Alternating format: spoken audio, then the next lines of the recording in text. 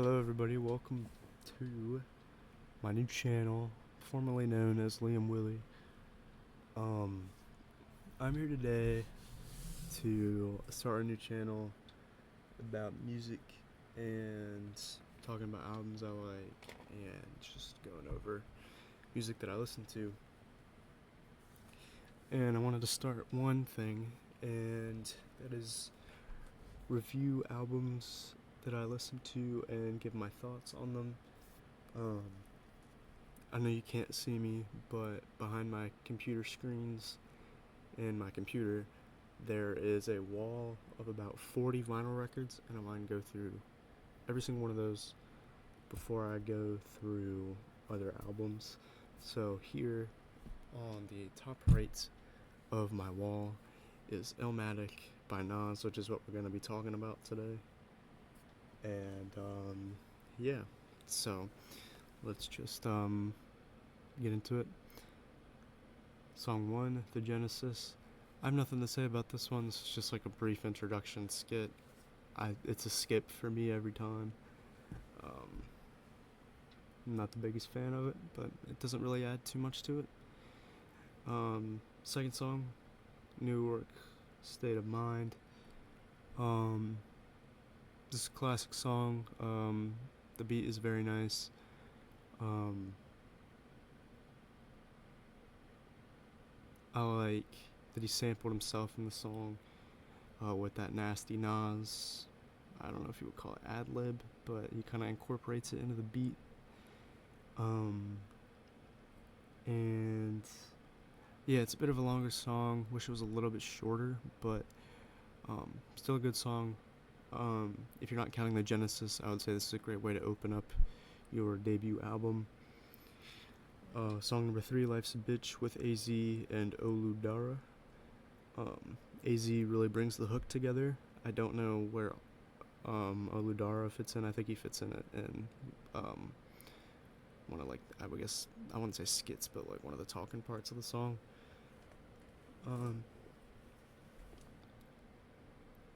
Nas's lyricism works very well on the song, and I'd say it's probably one of the most popular songs, one of the most listened to songs on this album, and it's my personal favorite. Good length, good beat. The way that I found this album was through this song, and because of the sample used in the Young Sinatra mixtapes and all that. So that's how I found this album, and this is one of my all-time favorites, and it is widely regarded as one of the greatest albums of all time. And I feel like this song really kind of exemplifies that, and this is like the main, like, I don't know, I guess leader of this album, as I'd put it. Track number 4, The World Is Yours. The World Is Yours is a good song. Again, with the last song, it's a very laid back, upbeat song. Again, great lyricism. And I guess it's just a great way to keep this album moving. Halftime, of course, halftime, since it's the halfway point of the album. Not much to say about this one. Wasn't my favorite. Track number 6, Memory Lane, again, wasn't my favorite. One Love with Q-Tip. I like the hook on this song. Q-Tip brings a lot to it. I enjoy it. But yeah, the real main getter for this one is just the hook, I would say. One Time for Your Mind. This one I feel is pretty forgettable with the rest of them. Same with like Memory Lane and Represent. But yeah, I don't have much to say about it. It's pretty forgettable compared to the rest of them. Same with Represent, like I just said. Not much to say about it. And then you finish it off with Ain't Hard to Tell. One of my favorites on this one. The beat, the samples, the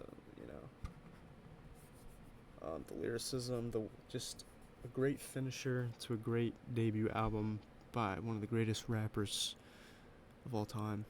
Um, I would say um, the lowlights definitely came in the back half of the album. Again, a lot of forgettable things other than like One Love and It Ain't Hard to Tell. But the real kicker comes at the beginning with New York State of Mind, Life's a Bitch, and The World Is Yours. Um, and yeah, people regard this as probably the best hip hop album of all time.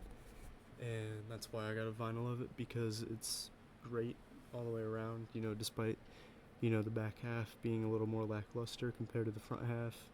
But I do enjoy it. Um, and then you've got the Illmatic XX, and then the 25th anniversary edition. So, yeah, what a great way to start off your career. Can't believe this is 30 years old. Um, but yeah, that's my thoughts on the album. Top 3 songs on the album: New York State of Mind, Life's a Bitch, and It Ain't Hard to Tell.